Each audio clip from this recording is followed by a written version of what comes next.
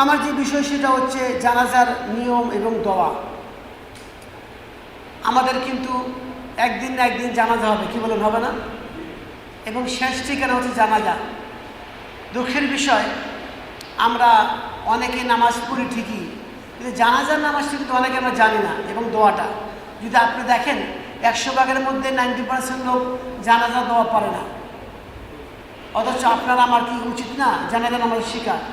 যেভাবে আমি নামাজের দোয়াগুলো শিখবো, অনুরূপভাবে জানাজাটা আমাকে একদিন 2 দিন পর পর পড়তে হয়।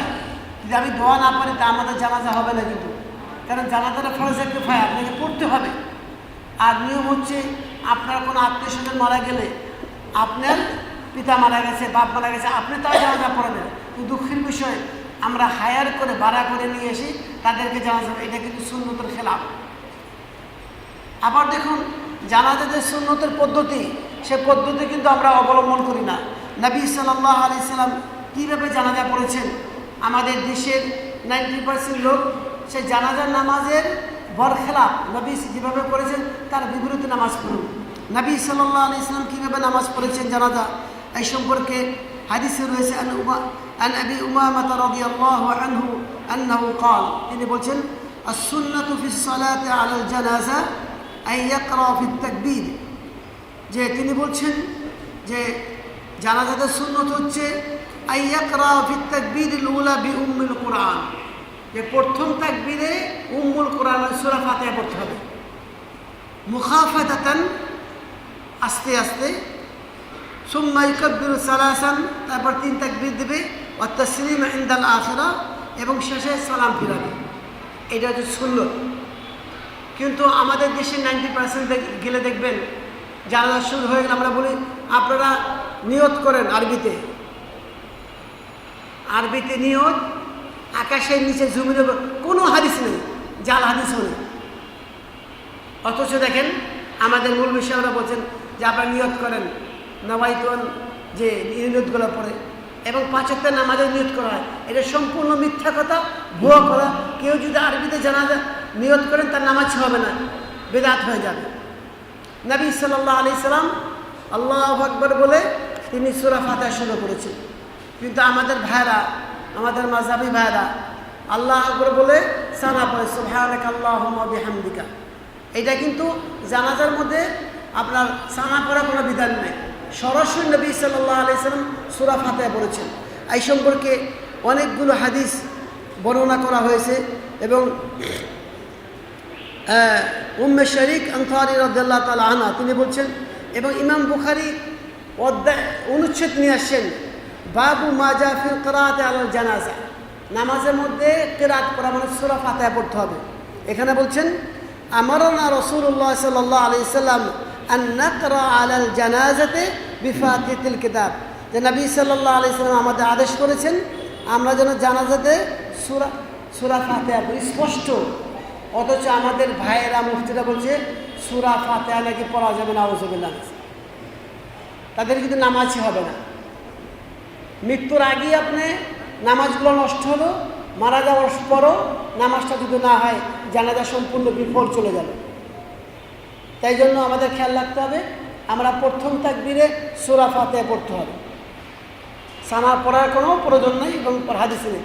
দ্বিতীয় তাকবীরে আপনার দুরুদ ইব্রাহিম, আল্লাহুম্মা সাল্লি আলা মুহাম্মদ ওয়া আলা আলি মুহাম্মদ কামা সাল্লাইতা আলা ইব্রাহিম ওয়া আলা আলি ইব্রাহিম ইন্নাকা হামিদুম মাজিদ, আল্লাহুম্মা বারিক আলা মুহাম্মদ ওয়া আলা আলি মুহাম্মদ কামা বারাকতা আলা ইব্রাহিম ওয়া আলা আলি ইব্রাহিম ইন্নাকা হামিদুম মাজিদ। তারপর আমরা আল্লাহু আকবার বলে তাকবীর দিব। তারপর দ্বিতীয় তাকবীরে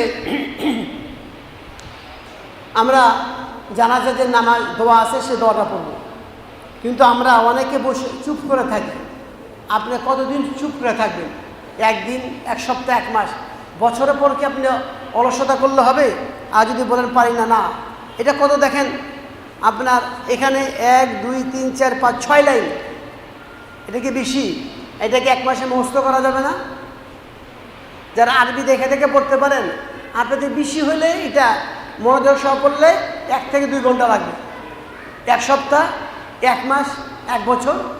কিন্তু সারা বছর বুড়ো হয়ে গেলেন আর জানাজা নামাজ যদি দোয়া না পড়তে পারেন তাহলে এটা ঠিক হবে? সবাই নিয়ত করতে হবে যে আমার আব্বা, আমার আম্মা, আমার কেউ মারা গেলে আমি নামাজ পড়াবো, এটা হকদার। পারা যাবে না? কে কে এই নিয়ত করছেন বা ইচ্ছা আছে দেখি তো। আমরা সবাই নিয়ত করি আল্লাহ যেন আমাদেরকে, আমরা যেন নিজে জানাজা পড়াইতে পারি ইনশাল্লাহ। পারা যাবে না? এই কিছুদিন আগে আমাদের বাংলাদেশের এক ইয়ং, সে কক্সবাজার থেকে হেঁটে, পায়ে হেঁটে সে নেপালে গিয়ে হিমালয়ের চূড়াতে উঠছে। এটা কি সহজ না কঠিন বলেন তো?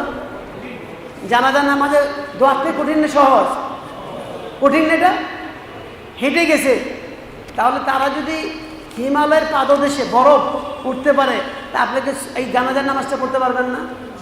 আল্লাহর কাছে কি জবাব দিতে পারবেন ওজোর পেশ করে যে বুড়ো হয়ে গেছি, সময় পাইনি? এগুলো আমাদের ওজোর। অনেক ভাই আছেন দেখবেন সূরা ফাতিহাটা শুদ্ধ করে পড়তে পারে না।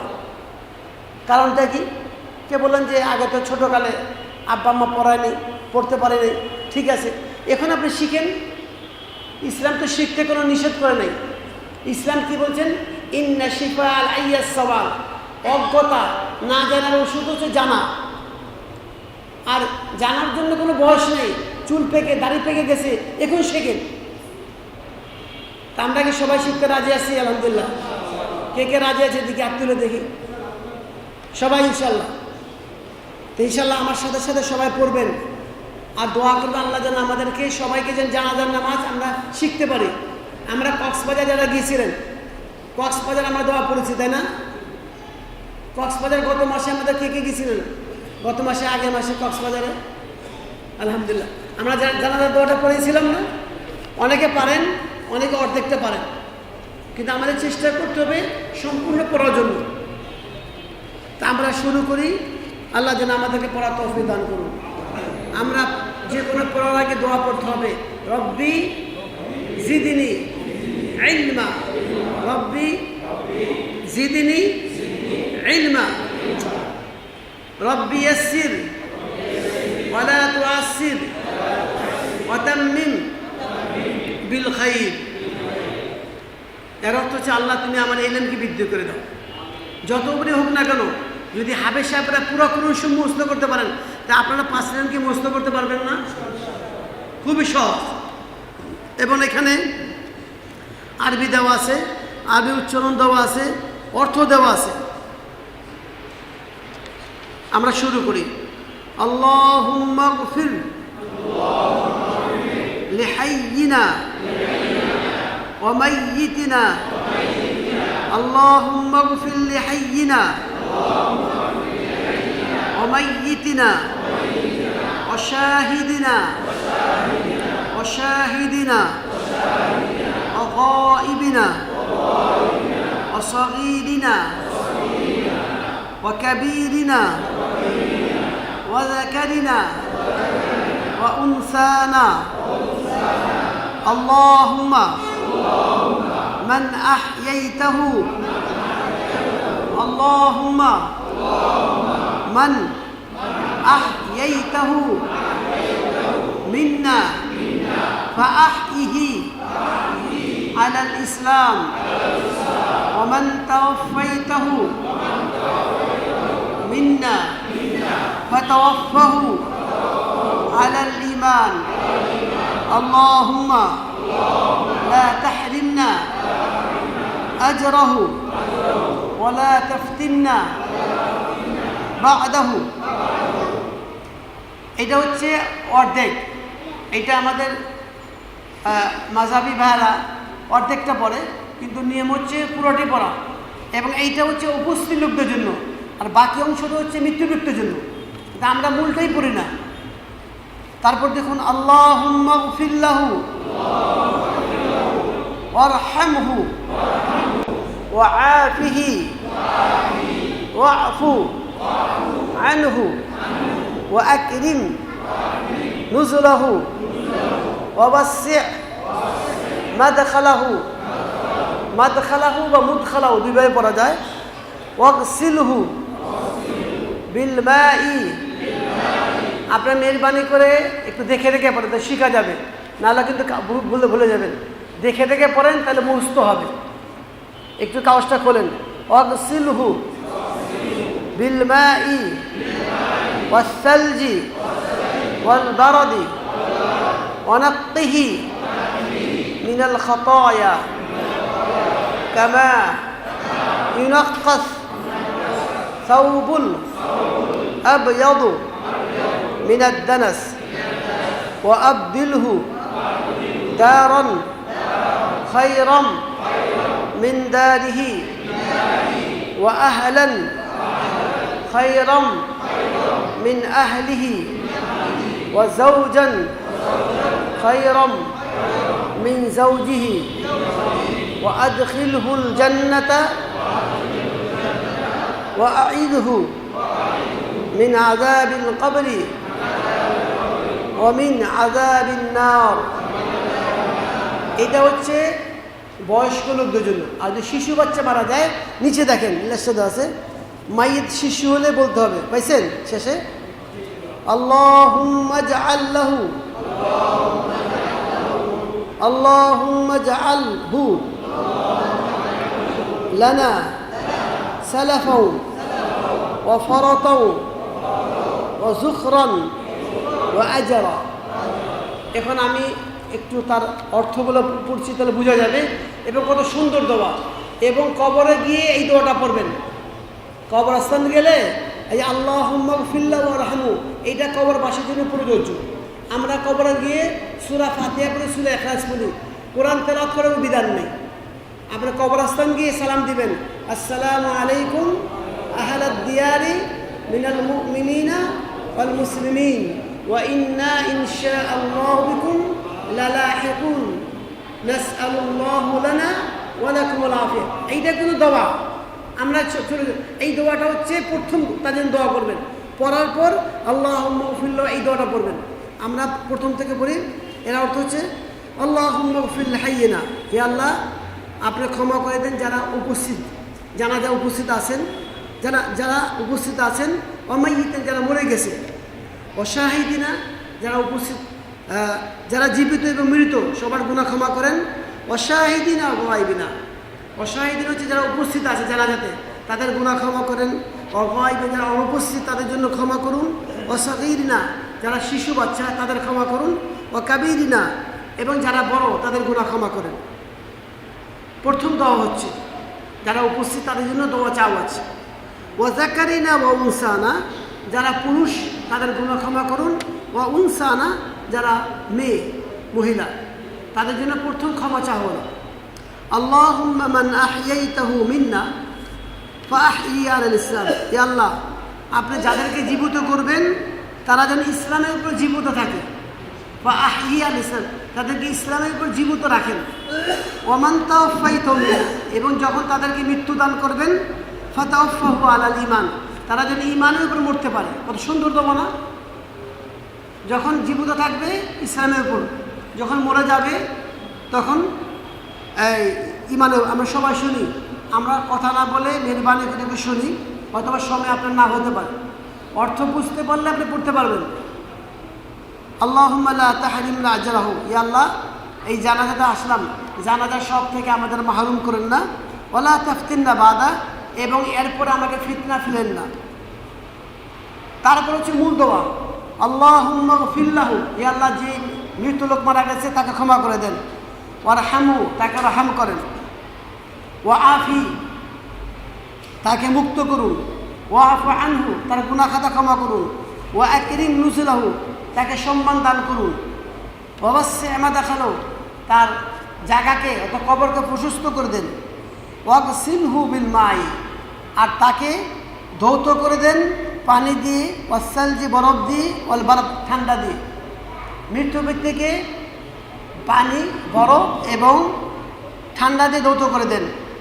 ওয়ানাক্কিহি মিনাল খাতায়া, আর মৃত্যু ব্যক্তিকে আপনি পবিত্র করুন। কামা ইউনাক্কাস সাওবুল আবিয়্যুদ মিনাদ দানাস, যেভাবে আপনি সাদা কাপড়ে ময়লা লাগলে যেভাবে ময়লা থেকে সাদা কাপড়কে পবিত্র দূরীভূত করেন, ওরূপভাবে তাকে গুনাহ থেকে পবিত্র করে দেন। গুনাহ থেকে একেবারে ময়লা কাপড় থেকে যেভাবে সাদা কাপড় পরিষ্কার হয়ে যায়, অনুরূপভাবে তাকে গুনাহ থেকে মুক্ত করুন। ওয়া আবদিলহু দারান খায়রাম মিন দারি, আর তার দুনিয়ার ঘর থেকে তাকে উত্তম ঘর দান করুন। ওয়াহলান খায়রাম মিন আহলি, আর তার উত্তম পরিবার থেকে, এই পরিবার থেকে উত্তম পরিবার দান করুন। ওয়া যাওজান খায়রাম মিন যাওজি, আর তার স্ত্রী বা স্বামী যে মারা গেছে তার থেকে উত্তম স্বামী দান করুন বা স্ত্রী দান করুন। ওয়া আদখিলহু জান্নাহ, এই মৃত্যু ব্যক্তিকে জান্নাত দান করুন। ওয়া আইদহু মিন আযাবিল কবরি, আর তাকে কবর আযাব থেকে মুক্ত করুন। ওয়া মিন আযাবিন নার, এবং জাহান্নাম থেকে মুক্ত করুন। সুন্দর দোয়া না মৃত্যু ব্যক্তির জন্য? অথচ আমরা এই দোয়া না করে আমরা মূল বিষয় নিয়ে অন্য দোয়া করি। এইটা হচ্ছে আসল দোয়া। এখন আপনি কবরে যান কিন্তু দোয়া করেন না, লাভ আছে কোনো? আপনারা দেখে দেখে করতে পারেন, নিয়ে যায়। অনেকে হাত তুললেন, বাস শুধু বাংলা বাংলা তো হবেই, কিন্তু এই দোয়াগুলো পারফেক্ট দোয়া। কবরে গিয়ে যে দোয়া করবেন, রব্বির হামুমা কামা রব্বায়ানি সগীরা দোয়া করবেন। অথবা রব্বি জানলে রব্বানা ফিল্লি ওয়ালি ওয়ালিদাইয়া ওয়ালিল মুমিনিনা ইয়াওমা ইয়াকুমুল হিসাব, এই দোয়াগুলো পড়বেন। কিন্তু এইগুলো না পড়ে আমরা অন্য দোয়া পড়ি। আর নিচের যে শিশু মারা গেলে সেটা হবে আল্লাহুম্মা জাআলহু লানা, হে আল্লাহ এই শিশুকে তুমি করে দাও সালাফাও অফারতান, এই জন্য পূর্বগামী এবং অগ্রগামী, সেজন্য আমাদের সামনে এবং পিছে হয়ে যায়। ও যুখরান, এবং সেই জন্য আখিরাতে পুঁজি হয়ে যায়। ও আজরান, এবং সেই জন্য পুরস্কার হিসেবে গণ্য হয়। কারণ হাদিসে আছে কোনো শিশু যদি মারা যায়, শিশু বাচ্চা মারা গেল, তাহলে কিয়ামত দিবসে সে কাপড় ধরে রাখবে, আল্লাহর সাথে ঝগড়া করবে যে পর্যন্ত তার পিতামাতাকে জান্নাতে না নিয়ে যাবে। সুবহানাল্লাহ। আল্লাহ রাব্বুল আলামিন তাকে সে সুযোগ দিবেন। তাহলে শিশু মারা গেলে আমরা সময় কষ্ট পাই, কষ্ট পাবো স্বাভাবিক। এই আমাদের নুয়ালম ভাইয়ের 2 বাচ্চা শিশু বাচ্চা মারা গেছে, অনেকে মারা যান ছোটো বাচ্চা। এটা তাদের জন্য একটা দুনিয়াতে কষ্ট, কিন্তু পরকালে জান্নাতে যাওয়ার জন্য একটা উসিলা। তার ছেলে মেয়ে তাকে জান্নাতে যাওয়ার জন্য আল্লাহর সাথে সুপারিশ করবে এবং কাপড় ধরে থাকবে। তা আমরা ইনশাল্লাহ চেষ্টা করব এই দোয়াটা পড়ার জন্য। এখন আমাকে যারা মাদ্রাসা পড়াশোনা করেন নেই তাদের মধ্যে কে এই দোয়াটা প্রথম থেকে শোনাতে পারবেন? মাদ্রাসা ছাত্র বাদ দিয়ে বা আলেম বাদ দিয়ে সাধারণ পাবলিক থেকে কে শোনাতে পারবেন এই দোয়াটা প্রথম থেকে শেষ পর্যন্ত? দাঁড়ান, দাঁড়ান আপনি।